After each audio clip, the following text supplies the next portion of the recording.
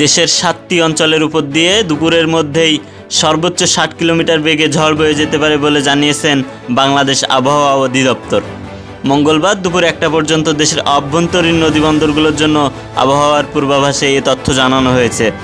এতে বলা হয়েছে, খুলনা, বরিশাল, পটুয়াখালী, কুমিল্লা, নোয়াখালী, চট্টগ্রাম এবং কক্সবাজার অঞ্চলের উপর দিয়ে দক্ষিণ পূর্ব দিক থেকে ঘন্টায় 45 থেকে 60 কিলোমিটার বেগে দমকা অথবা ঝড়ো হাওয়া অথবা বজ্রসহ বৃষ্টি হতে পারে।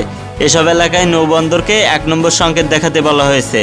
এদিকে সর্বশেষ বিজ্ঞপ্তিতে আবহাওয়া অফিস জানিয়েছে, মঙ্গলবার সন্ধ্যা 6টার মধ্যে ঢাকা, খুলনা, বরিশাল, চট্টগ্রাম, ময়মনসিংহ এবং সিলেট বিভাগের অধিকাংশ জায়গায় এবং রংপুর ও রাজশাহী বিভাগের অনেক জায়গায় অস্থায়ীভাবে দমকা হাওয়া সহ হালকা থেকে মাঝারি ধরনের বৃষ্টি, বজ্রবৃষ্টি সহ বৃষ্টি হতে পারে।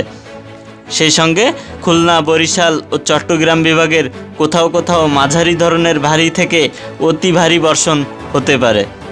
এছাড়া সারা দেশের দিনে তাপমাত্রা সামান্য কমতে পারে এবং রাতের তাপমাত্রা প্রায় অপরিবর্তিত থাকবে বলে জানিয়েছেন তারা।